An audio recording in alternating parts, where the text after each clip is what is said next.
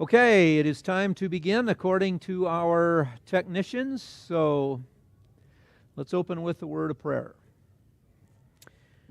Our gracious Heavenly Father, we thank you so much for being so good to us again today and this week. We thank you for life and health and strength and provision. Thank you that we live in this country and enjoy so many freedoms, opportunities to spiritually grow individually as well as corporately. We thank you that you've set apart this day from all others for the special glorification of yourself. And we thank you that we can be here and that we have the Word of God. And so as always, we plead that you would help us to have a better understanding of what you've revealed. And not just in this one small section of the Bible, but may this open our eyes to be watching for themes and big pictures and just the entirety of your revelation, as we realize what a great and marvelous and matchless God you are. So sanctify this time, set it apart to yourself for your glory, and we'll thank you in Jesus' name. Amen. Okay, today we come to week number 3 in Exodus, and because of some scheduling things, Tommy actually said I can have 5 weeks, so if you were panicking like saying, how are we today and next week going to finish Exodus? We'll keep panicking, okay, but we do have one extra week there. And we will cover all the major stuff. Okay, so the handout should have the Bible right at the top in the middle. It's the same one as last week was handed out. So if you got one last week, we never got to it, but it's the same one. So last week we concluded by bringing or seeing the children of Israel come out of the land of Egypt with the plagues, as God so marvelously did wonders there. And so today we're going to be picking up with chapter 13, now that they are out of Egypt. And since we've just looked at so many miracles, and today we're going to begin by also looking at a lot of miracles that occurred in the wilderness, I thought maybe it would be good if we would stop for just a moment and remind ourselves, and we've talked about this sometimes in the past, maybe it's been several years, but the fact that in the Bible there are basically 3 major periods of miracles. And I think this is important to remember because today there are so many people that are always saying, well, why isn't God doing all these extra miraculous things like we see in the Bible? There ought to be always 100% of the time all this stuff going on, and if God doesn't do it, it's almost like we've got to manufacture it. Well, no, that's not the way it's been. Really, throughout history, there have only been 3 major times when we've seen these incredible miracles taking place. Now, that doesn't mean God isn't a God of miracles. That doesn't mean that some miraculous things don't happen today. But when we're talking about this just incredible, extraordinary work of God, basically that's only been three times throughout history. So let's quickly just mark them on a timeline here. The first one was this period, 1446 to 1406 BC, so it's dealing with this very time in history that we are talking about. And this is with the Exodus and the wilderness wandering and then the conquest. Israel was coming out of Egypt. They went down to Sinai, then they were here in the wilderness 40 years, then they came and they conquered the land. And by the way, this isn't on your sheet, so if you're looking for it, this is extra, okay? I have to charge you extra after the class. But so as they're coming out of the land and so on, it's no wonder that God was performing so many miracles. He was trying to found them, if you will, or ground them in the fact that He is a unique God. There is none other, and that's why He's showing, as we saw Exodus chapter 12 and verse 12, God was executing judgment on all the Egyptian deities by the miracles that He performed with the plagues. He wanted Israel to know, you don't follow Egyptian deities. Egyptian deities aren't the ones that are your Savior. They're not the ones who are going to, shall we say, ultimately help you. And of course, they're also going to be headed into Canaan. And remember, when they get in Canaan, you have Baalism, you have Baal worship. As we know, it was a very depraved religion, and so God is trying to show them ahead of time as He's going to be judging these false systems, that you don't want to follow Egyptian religion, you don't want to follow Canaanite worship. I am the true God, you need to submit to me. And in fact, when we get to the book of Leviticus, God specifically will say that in, I think it's Leviticus 19. He says, don't be like the Egyptians. In other words, you don't follow their gods. He says, don't be a Canaanite. Don't live your daily lifestyle like the Canaanites would teach you to do it. Act like a Christian, as we would say. Act like a Yahweh worshiper. And through these miracles, that's what he's trying to teach the people, that he is the only God. Well, then we move down in time to about 860 to 800 BC, and this is the time of Elijah and Elisha. And remember how God's people at that time were in a life and death battle with Canaanite deities. As you remember, the kingdom split between the north and the south, with Rehoboam taking the south, Jeroboam taking the north in 931. And as the years passed up here, there came a king in the northern kingdom named Ahab, who married Jezebel, and Jezebel had been bred and buttered up here in Phoenicia. So she was a dyed-in-the-world Baal worshiper. And she wanted to make Baalism the worship of the chief worship of the northern kingdom. And so, of course, when they split, you had the worship of what I call Jeroboamism, the golden calves up here. And now she introduced Canaanite worship and tried to get everybody to buy into Canaanite worship. So during the miracles of Elijah and Elisha, we find that once again, God is displaying himself in incredible ways because he's trying to tell the people or remind the people that you don't want to follow those Canaanite deities. They are simply impotent, they're a folly, they're a fake. And the miracles that Elijah and Elisha performed were basically to show that in every area of life, God was in control. The fertility of the land, the fertility of the womb, the weather patterns, animals, death, life, health, you name it. In every area, God was sovereign. Because when we study Baal and when we study Canaanite religion, we find that they had these individual deities, gods and goddesses, who supposedly were in charge of every different part of life. So it's just like down here in Egypt. All the different Egyptian deities supposedly controlled each little spectrum of life, and God said, no, I am sovereign over every one of them. I'm a unique God. And then when it came to Canaanite worship, it was the same way. It's not these individual gods and goddesses, so you've got to kiss up to this one and bow down to that one and pay off this one. It's God is unique. He is over all of them. He is most powerful. And Elijah and Elisha were trying to do it because that was a life and death battle. That was a life and death battle in the history of those people. And finally, we come then to the time of Christ and the apostles. We'll say AD 30 to about 60. And again, remember what a battle this was with the Lord's ministry and with the founding of the early church. So Jesus performed miracles in virtually every realm. Maybe it was over death. Maybe it was over illness. Some of the illnesses were life-threatening, others weren't. Maybe it was over nature. Maybe it was over demons. But the point was, it's not merely that he was God, but it's showing that God is in control of all those areas. There's only one God, one unique deity. And of course, with the apostles then, as the gospel is spreading throughout the Roman Empire, just think of how many Roman deities there were that they'd inherited from hundreds of years from the Greeks, etc., etc. Wow. And so God allowed the apostles to do certain miracles to show that he really was the only true God. And so therefore, we can begin to understand as we study miracles in this time of history why they are so significant and the punchline behind them. Because remember, when God performed a miracle, remember what we said last week when we talked about there are different terms that are used. One of the terms was, to refer to the miracles, was a sign. And so Mark, why is that word so significant when we refer to a miracle as a sign?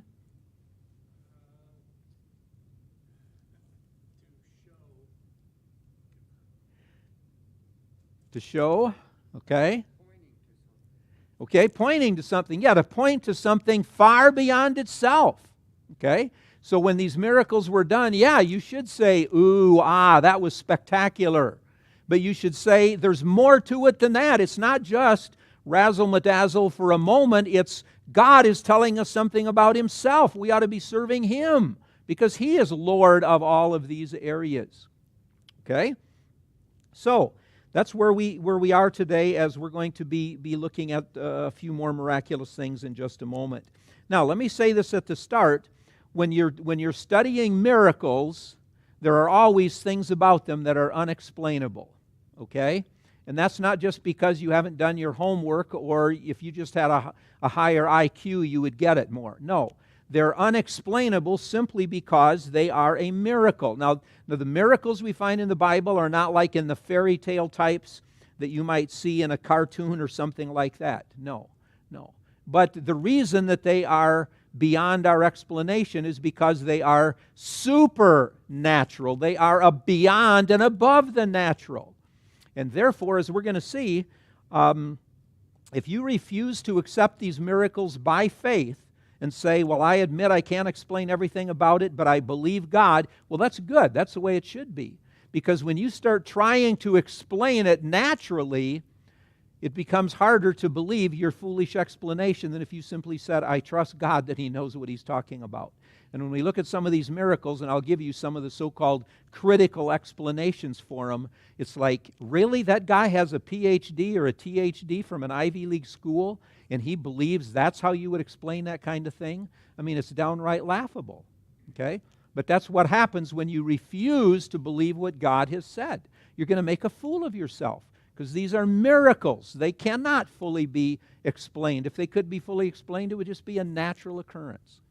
Okay? So, that's where we're starting. Now, let's start in the text with chapter 13, verses 17 to 18. And as I've told you already, we're not covering every verse and every paragraph. We're just trying to deal with some of the more interesting things that hopefully will unlock stuff. So, in 13, 17 to 18, we see that it came to pass when Pharaoh had let the people go, God led them not through the way of the land of the Philistines, although that was near. For God said, lest peradventure the people repent when they see war and they return to Egypt. But God led the people about through the way of the wilderness of the Red Sea, and the children of Israel went up harnessed out of the land of Egypt. So Israel has now come out of Egypt with the Exodus. And no doubt for many of them, they thought, you know what, the worst part of all this is now behind us. However, their faith is going to be tested immeasurably by some of the things that God is going to bring their way, because God simply wanted to see, are they really sold out to Him? Have they really learned the lesson yet? Do they really trust God, that God cares about them and He's going to fulfill His promises? And so, right here at the very beginning, the emphasis is on divine leadership. God is guiding His people. God is guiding His people. Okay? Now, two strange things about God's guidance. First of all, God did not lead Israel by the shortest route to the land of Canaan, but by the longest route. Okay? Should I repeat that? God did not lead Israel by the shortest way to get out of Egypt, but He led them to Canaan by the longest way. And so we have a map here, and this is drawn to scale as you can see. Okay, but there are three possible ways to get out of Egypt.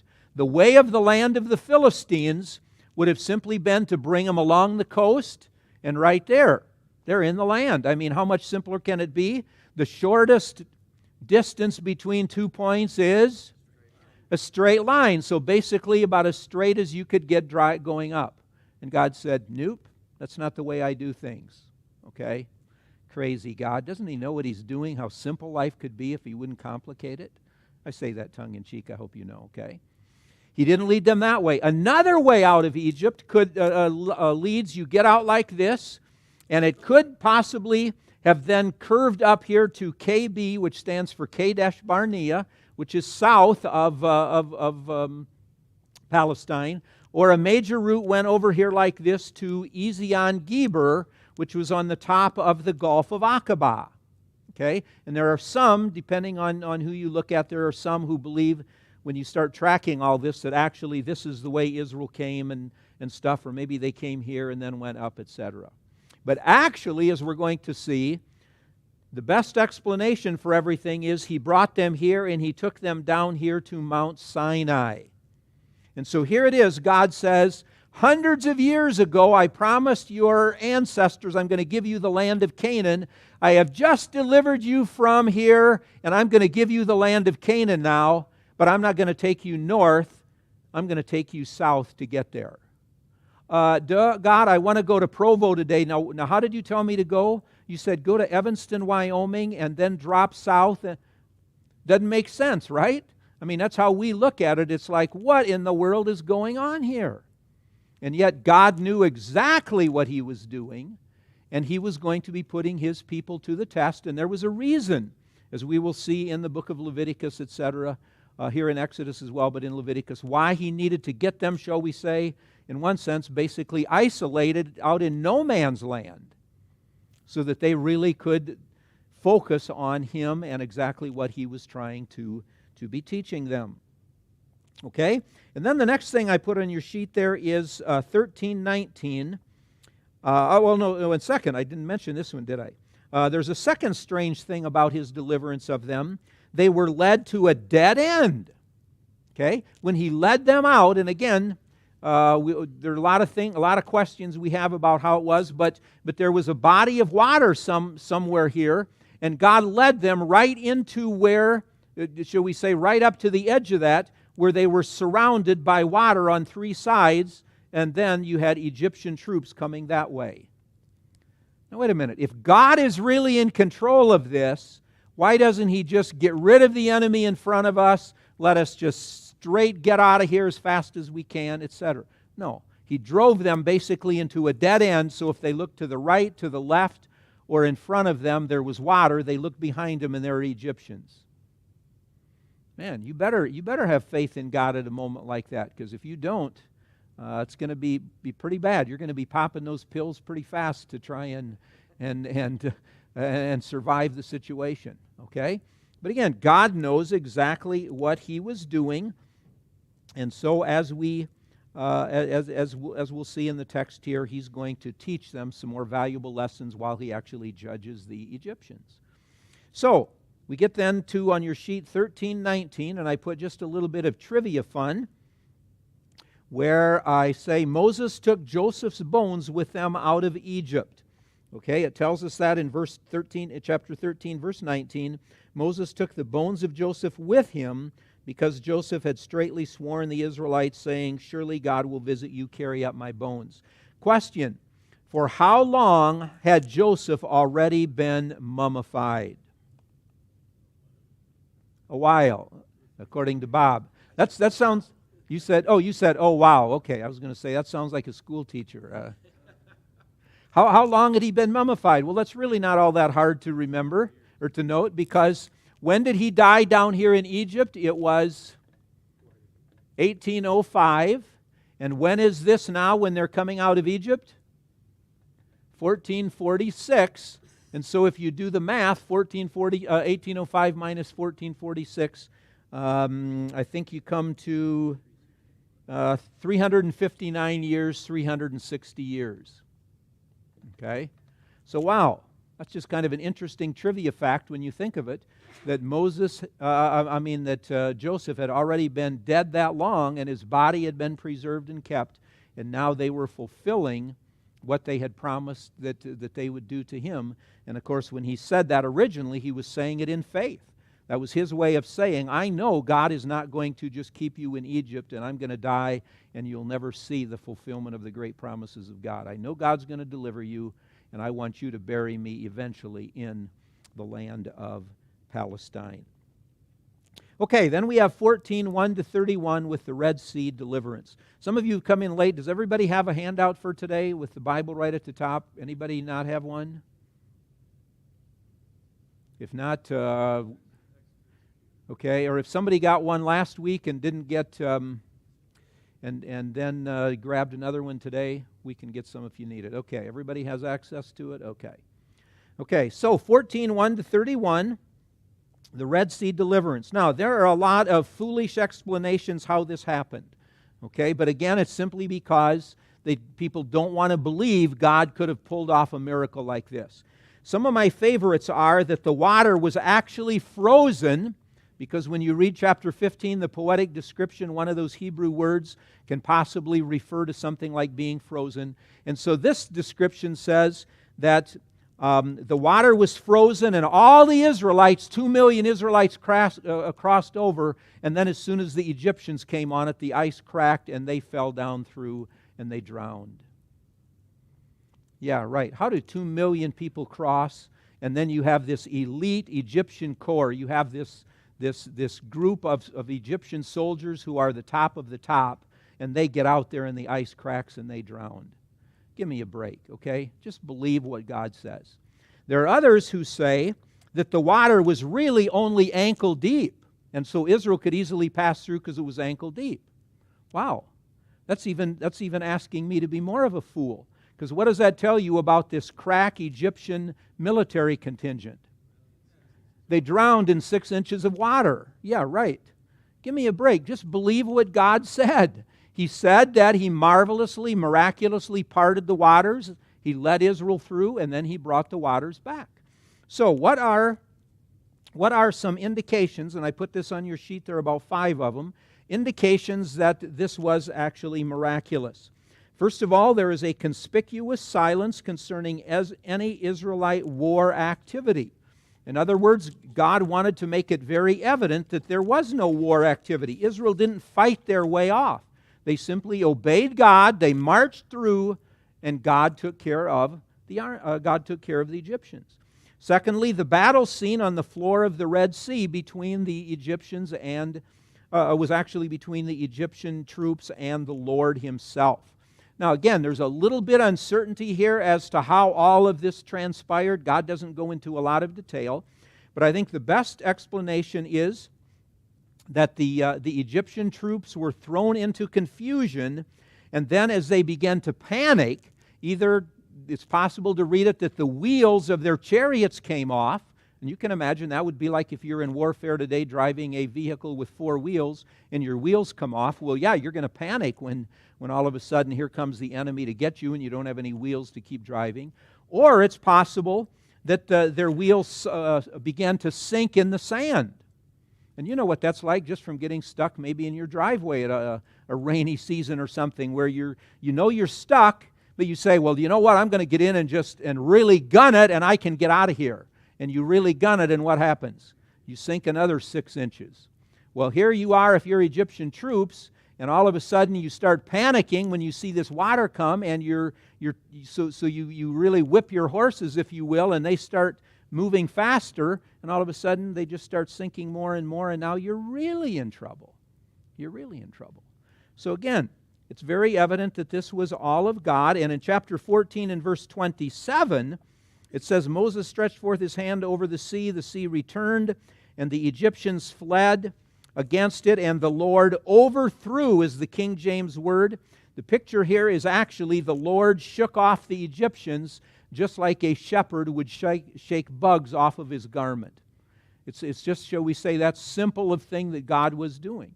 He was simply getting rid of these Egyptians. And I like when we come to chapter 15, which is the poetic description of it, where it emphasizes the great contrast between the egocentricity of the Egyptians and the work of God. Notice in chapter 15 and verse 9, the enemy said, I will pursue, I will overtake, I will divide the spoil. My lust will be satisfied. I will draw my sword. My hand will destroy. Do you happen to see an emphasis there?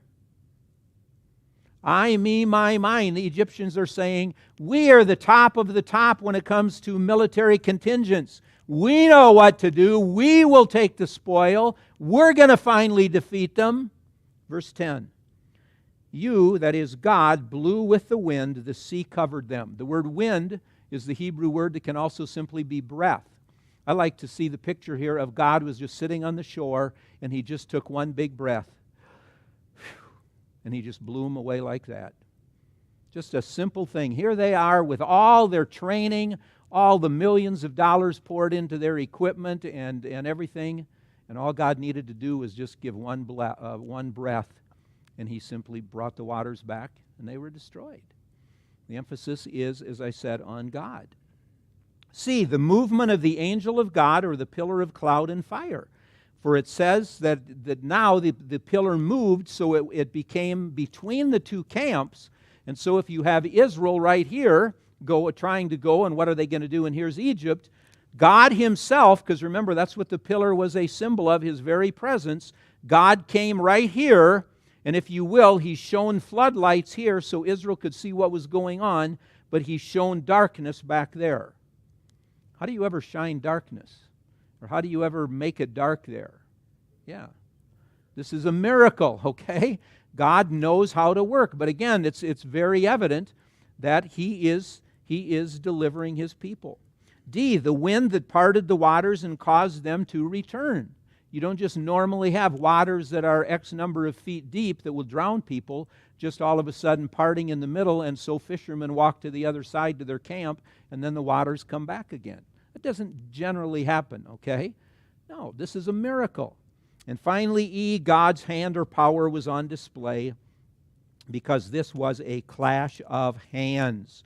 In other words, remember, Pharaoh was a representative of Egypt and Egypt's gods. The Lord was trying to prove that he really was the sovereign. So go back to the question of Pharaoh in chapter 5 and verse 2. What did Pharaoh say when Moses and Aaron came and said, God says, let my people go so we can worship him? He said, who is this Yahweh of yours?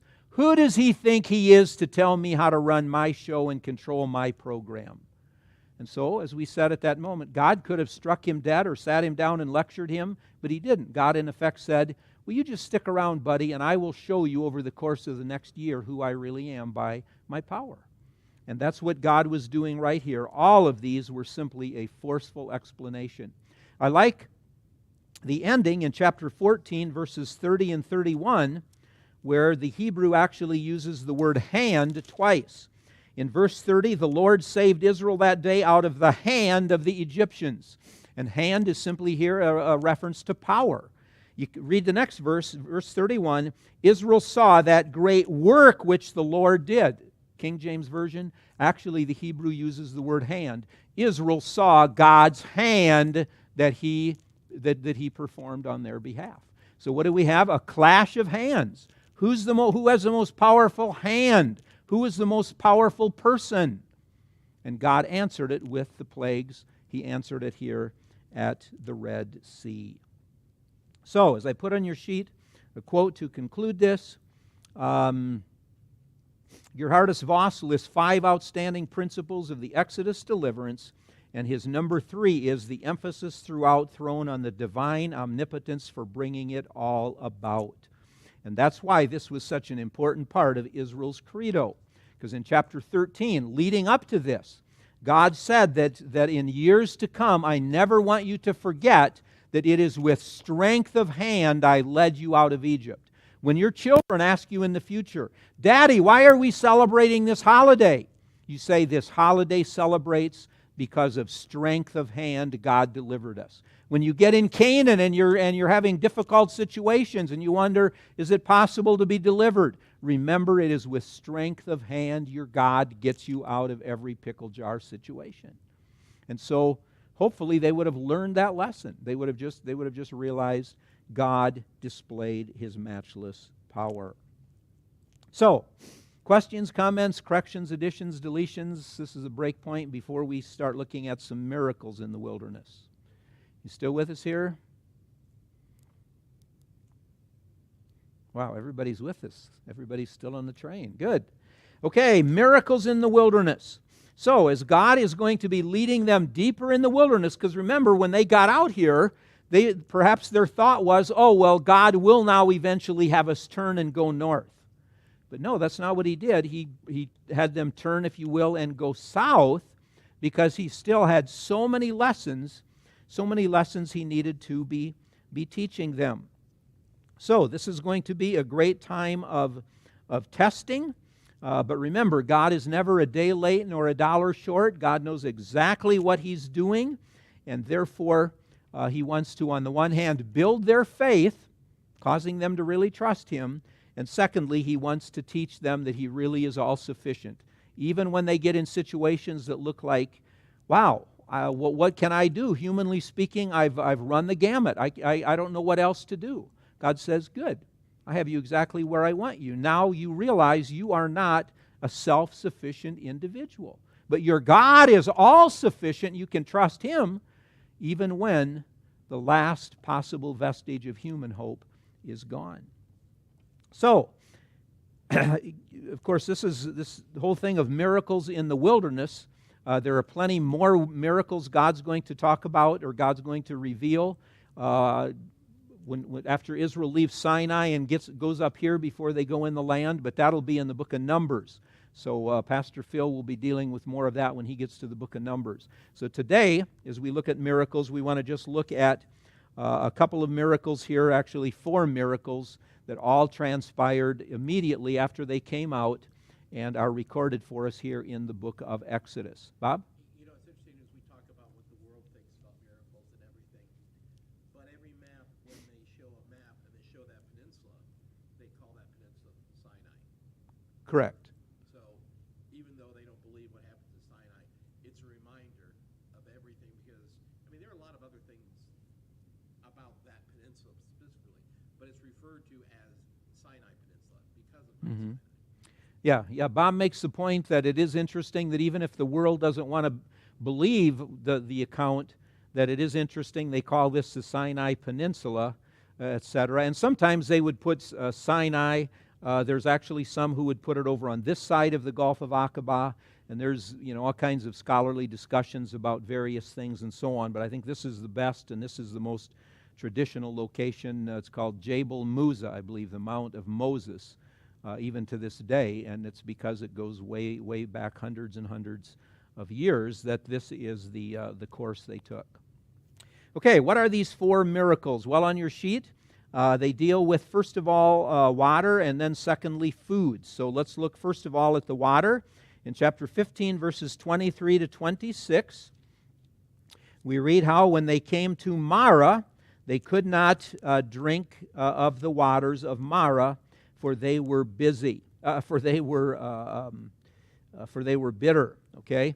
Now, immediately prior to this, and of course, remember with these miracles, we're not talking about non-necessities. Food and water are necessities to live. So this is not just something like, oh well, if these things aren't provided, it's no big deal. It just means we won't live quite as high on the hog as we did in Egypt. Now, these are life and death things. But right from the start, God is trying to teach them that in these life and death moments, they were in his hands and they could really trust him. So in verse 22, it actually says they came to Shur in the wilderness after 3 days, and there was no water. So you can imagine 3 days out here, how important water is. You'd start to get a little bit of edgy, like, what am I going to do? What if this goes on another 3 days? And then verse 23 says they came to Marah, and there was water. Yahoo! We finally have water. But they take that first sip and they have to spit it out because, like, wait a minute, this is bitter. We can't drink this kind of water. And so now, what is their response going to be? Yeah.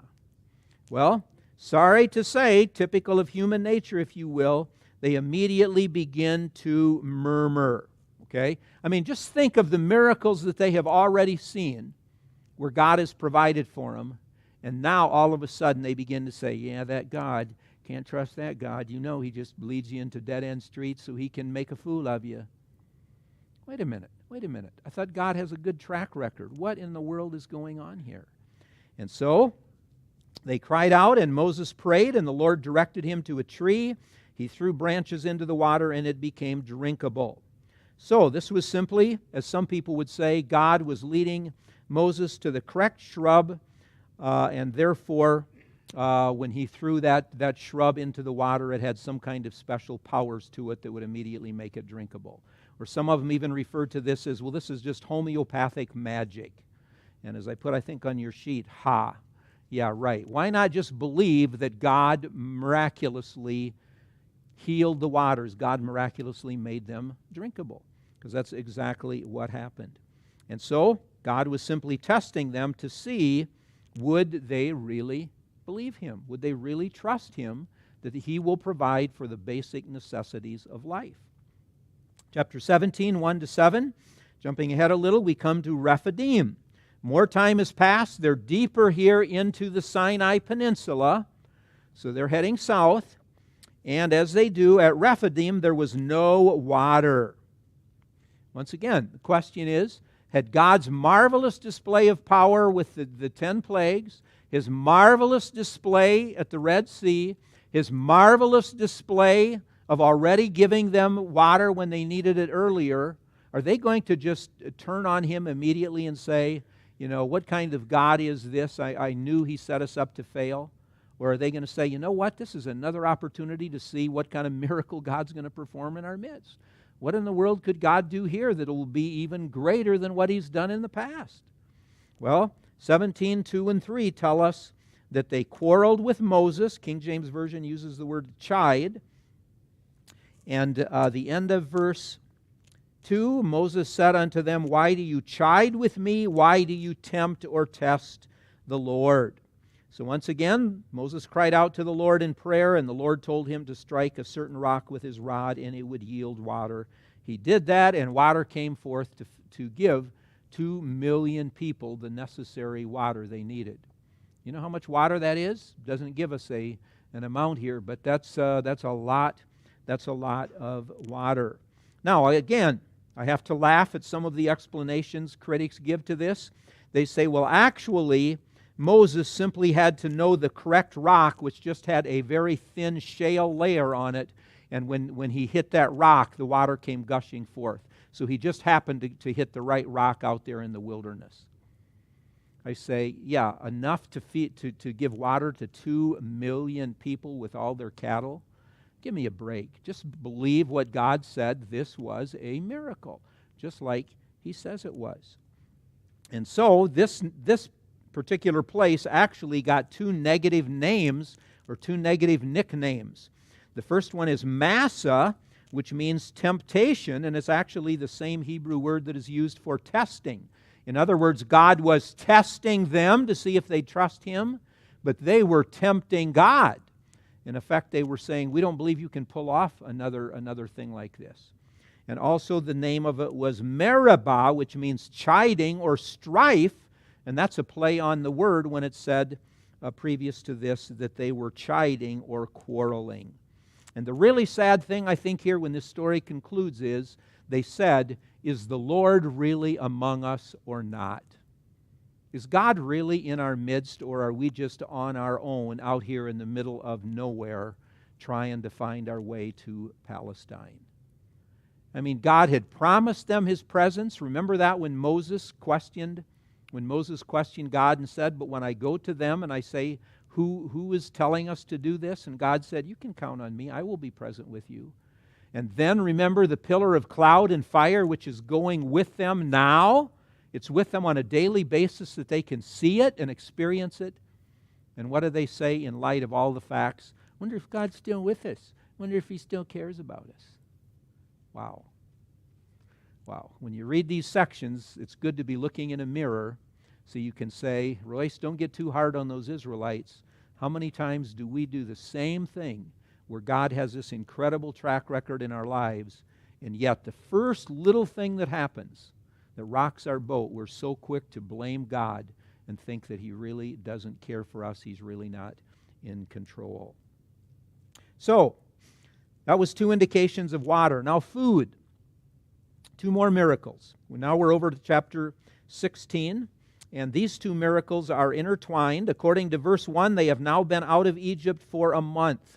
16:1, they took their journey from Elim, and all the congregation of the children of Israel came unto the wilderness of Sin. Remember, it's in King James and a lot of English versions, it's sin, S-I-N, but it's not sin like we think of transgression, okay? This is just the name of the place, Sin, which is between Elim and Sinai, on the 15th day of the 2nd month after they departed. So remember, Passover was the 1st month and the 14th day of the month. Now we are at the 2nd month and the 15th day. So everything you read from the time of those plagues until now has only been roughly about 31 days or so. Only about a month has passed. And they've seen this much activity of God already on their behalf.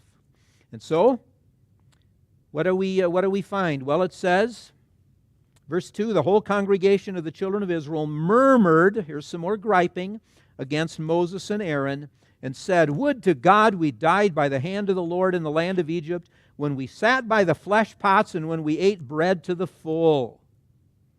Question, is that what Exodus chapter 1 tells us their response was when they were in Egypt? Oh, how good life is here. We have smorgasbord meals 5 times a day. You know, life is so good. Is that what Exodus tells us? No, they were complaining how rough life was, and the taskmasters, the burdens they put on them. Oh, if we could only get out of here. And now they get out of there and they're saying, oh, life was so good. If only we'd have stayed there and died there, it would have been better than out here where God's going to kill us. Well, what do we have? Well, according to verse 4, God said, this is a test. This is only a test. In other words, He says, you are proving me, you're tempting me, so I'm going to simply put you to the test to see if you will believe me that I really do care and I can feed you. So God said that He would send bread from heaven in verse 4, and He gave them directions about gathering it, okay? And He also said that He was going to give them flesh or meat to eat, and by this supernatural display, He said, you will know that I really am God who delivered you from Egypt. We see that in verses 6 and 7 and 12. First of all, let's talk about the quail, okay? Now, in the case of the quail that God provided here, God was using a natural thing, but He was actually using it in a supernatural way. In other words, they're just not out here in the middle of nowhere, and God said, I'm going to snap my fingers and supply tacos for everybody for the night because you're hungry. No. The quails were real birds, natural birds who do have flight patterns coming across here, but God supernaturally led them to do it at that very time. God brought them so that they were actually low enough to the ground where the Israelites could actually catch them. And also God brought enough to feed 2 million people. Can you imagine God's grocery bill from that one feeding? I mean, wow. So we're talking about supernatural provision, even though God was using something that they were familiar with. They didn't say, what bird is this? Is it okay to eat it, or will this cause them to go extinct? No. They simply said, this is God's provision. We know what a quail is. And so they ate what God had given to them. So what a marvelous, again, work of God. Well, we come to the manna. What about this manna? Well, again, there are some who interpret this to be a lichen, L-I-C-H-E-N, that grows on rocks. In other words, they say, well, actually, what all Israel needed to do was go to a lot of rocks that they found and just scrape this lichen off the rocks and then eat it. Or, I like this explanation even better. There are some who say, well, actually, this is simply insect secretion, or shall we say, excrement. And so, believe it or not, there are those who say that that's really what it was. Insects put their excrement on these rocks, and Israel went and scraped the excrement off the rocks, and that's how God was providing for them. So, you heard it first here, dear people. Israel was blessed to gorge themselves on insect excrement. Isn't that a joke?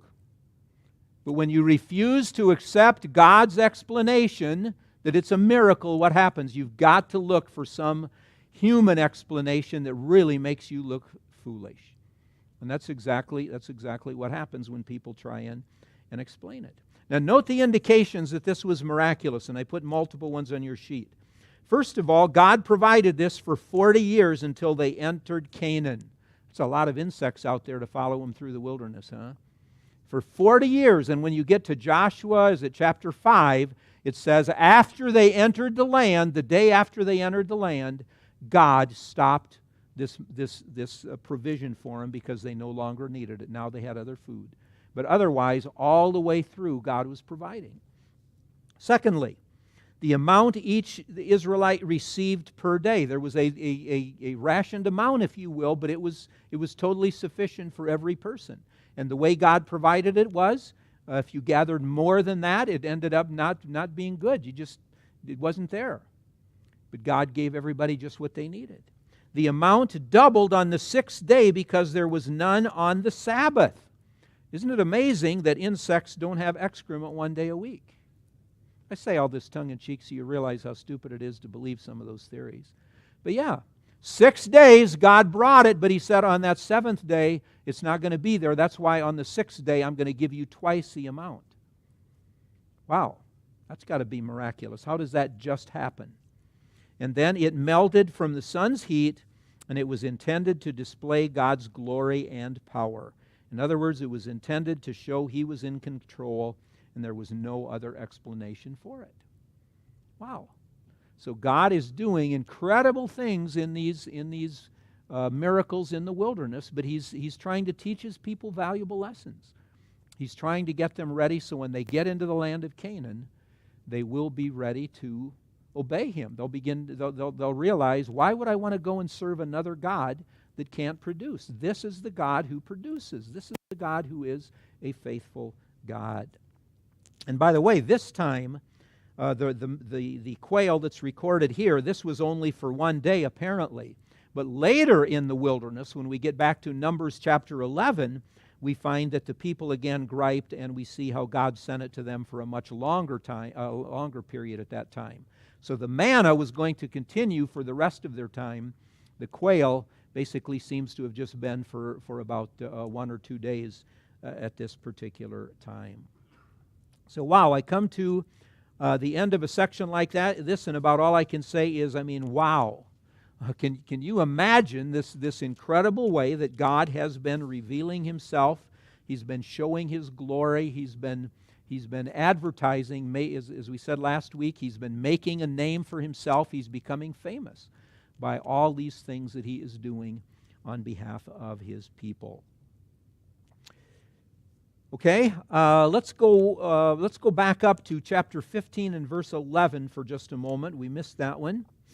And this goes back to the victory song that they sang. This is a very significant verse, 15:11, in the midst of their victory song.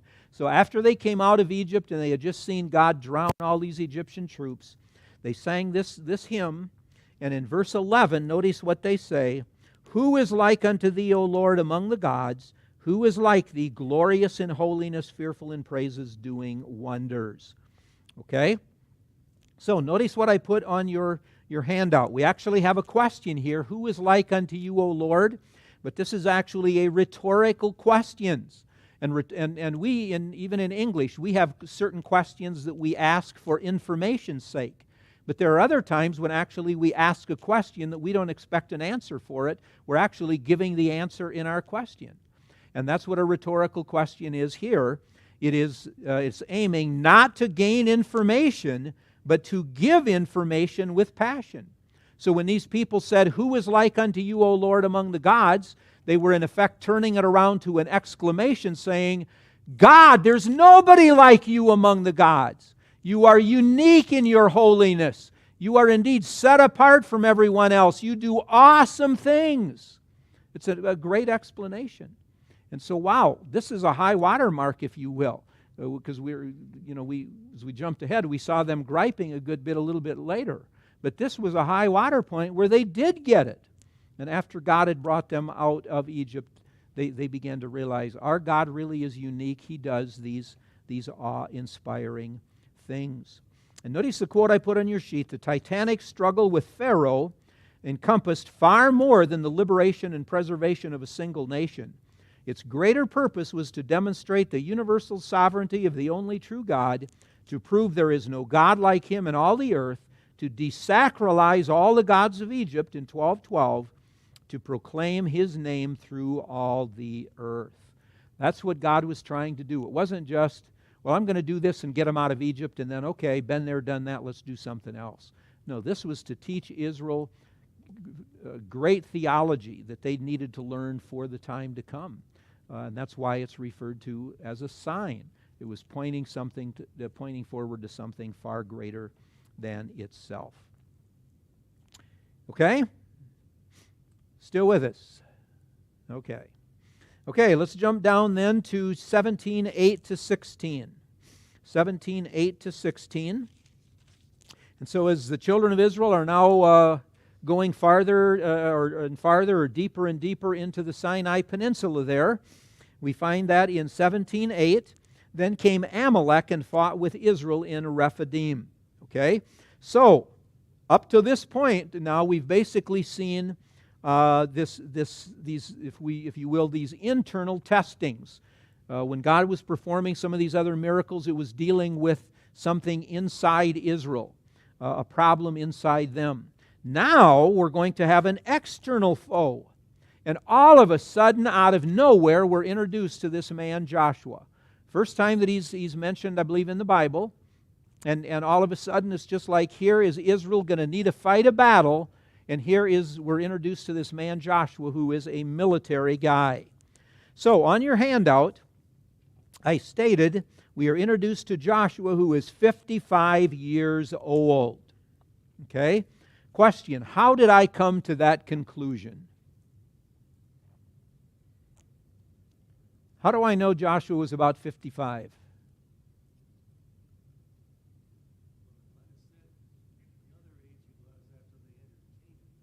Okay, Phil Bach says it might have said, but he says that's a guess. Okay, well, we don't allow guesses we need authoritative answers. Am I just hoofing it here and hoping you don't call my bluff?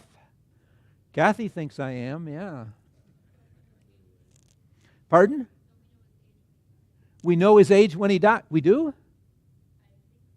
I think so. Okay, so there's a little more certainty than Phil. You didn't use the word guess, but it still seems like you're on thin ice. Remember, ice can break. No, Christy is exactly right. We are told when he died. And it's recorded in Joshua 24. It says he was 110 years old. Okay, so Joshua is 110 years old when he died. And we say, well, about when was that? Okay, when was the entrance into Canaan? What's the date for Israel's entrance into Canaan? They'd been here in the wilderness and then they came up and entered. What's the date for that entrance? 1406, okay. 1406.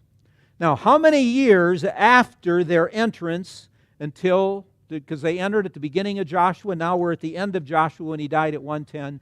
This is where there's a little speculation, although whether you're liberal or conservative, pretty much people believe probably from the moment they entered in 1406 until Joshua 24 when he died, probably that was somewhere around 15 years or so when you put everything together. So if we say that this was about 1390, okay, 1406 take away 15, roughly 1390. Now, he was 110 here, so when would have he been born? If he's 110 when he died here and it's 1390, what is the date on his birth certificate? 1500. Hey, all right.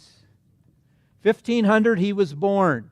When we are talking about this incident down here and we're introduced to him for the first time and he is a military guy, he must have had some training, whatever, even though it says nothing about it. When did that occur? Where would we put that date on our timeline? 1445, 1446, when they exited Egypt. So when you do the math, what do you have? He's about 55 years old here. It's about the midpoint of his life. Am I right on my math or did I blow it? Okay, yeah.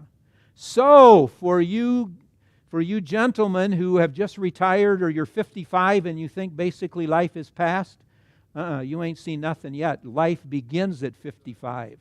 Okay? Think of everything that he's going to do in the last 55 years of his life.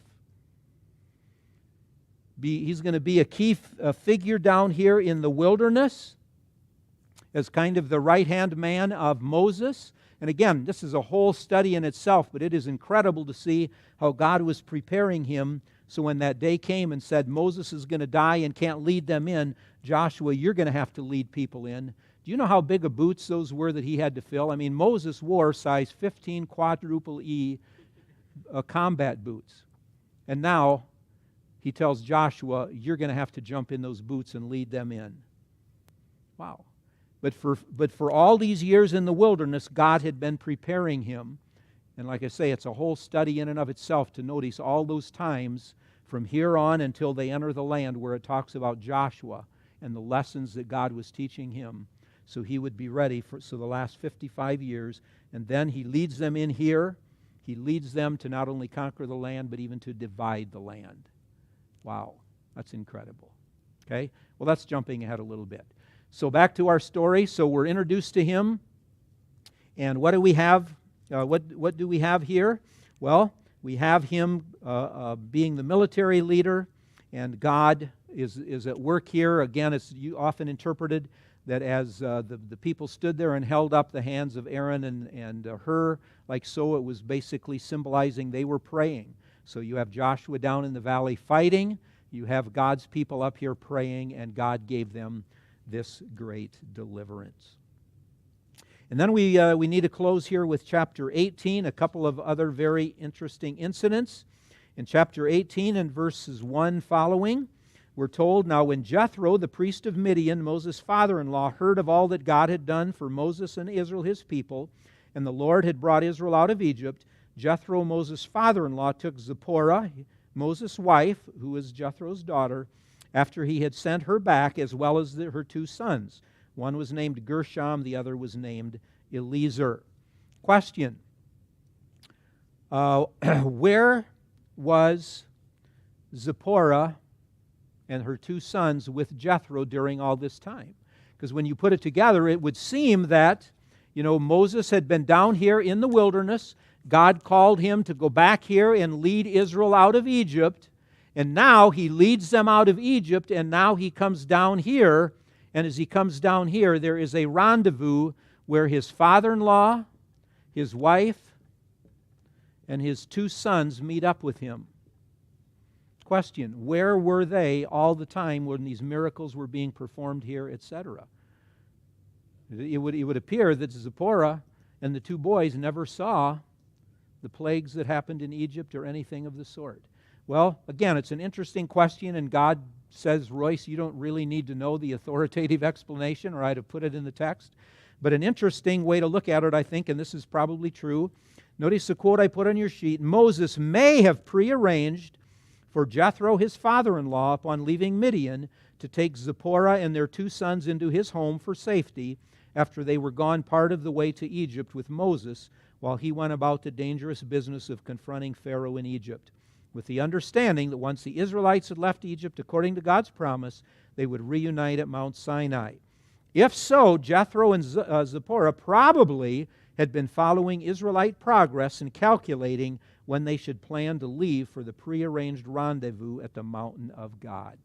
So that would mean that when Moses originally was called of God and went back here, his wife stayed with his father-in-law and with her father, Moses' father-in-law, and the two boys stayed behind because Moses realized he was going to be going through some really intense things, etc., and just for their protection, well-being, whatever, she stayed out here in the desert with her family, and then at the appointed time, they rendezvoused and met up again. Interesting things to think about. And finally, verses 7 to 12 is where we have Jethro, his father-in-law, now meeting him, and Jethro confessed that God is greater than all the gods. I love this verse as well. Not only 15:11, but 18:11. Jethro says, "Now I know that the Lord is greater than all gods, for in the thing wherein they dealt proudly, he was above them."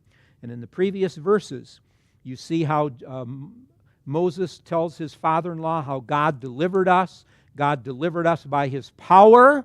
So the word deliverance and the word power are emphasized multiple times here, because that's how you best describe the plagues and God's deliverance of Israel, likewise the Red Sea deliverance, etc.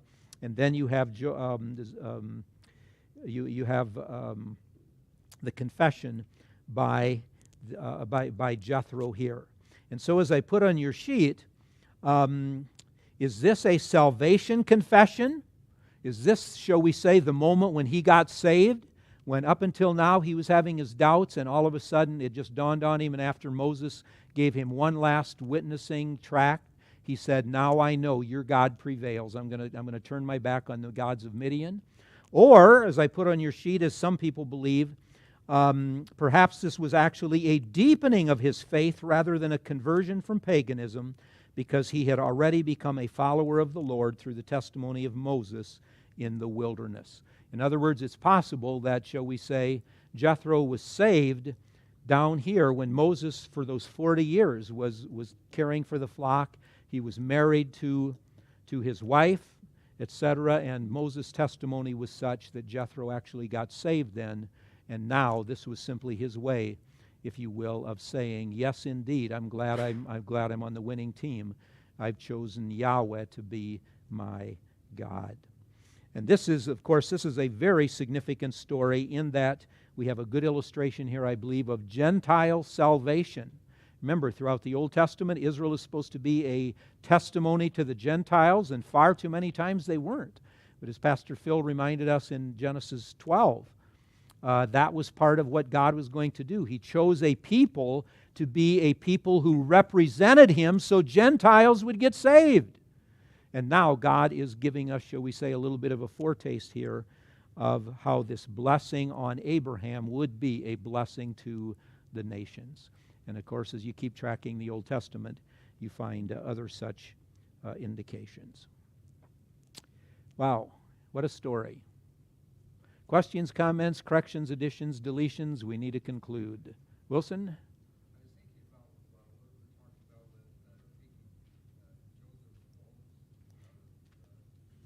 Okay.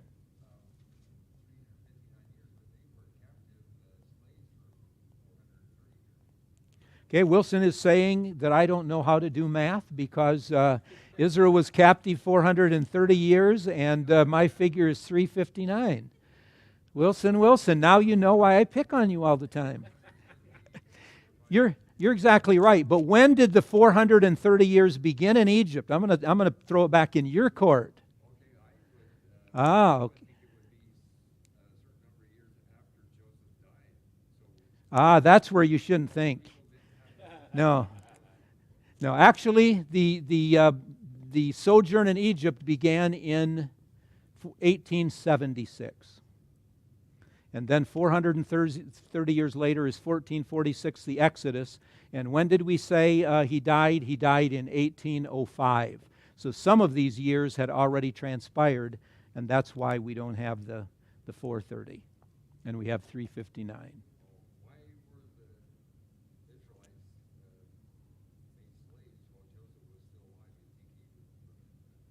Well, no, remember, the time when they were in Egypt, it doesn't mean that for the entire 430 years they were in that extreme, terrible bondage.